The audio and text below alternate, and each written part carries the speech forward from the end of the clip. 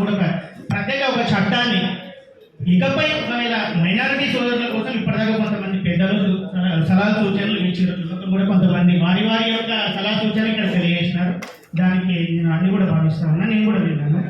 So కాబట్టి thank you. అయితే మా యొక్క కుత్బుల్లాపూర్ నియోజకవర్గం పరిధిలో మన నాయిబ్రాహ్మణ సామాజిక వర్గంలో ఎలక్షన్లు పెట్టుకుంటాం. పోలీస్ బందోబస్తుతో సహా 2500 దుకాణాలు ఉన్నాయి. నేను ఒక ప్రధాన కార్యదర్శిగా కంటెంట్ చేశాను.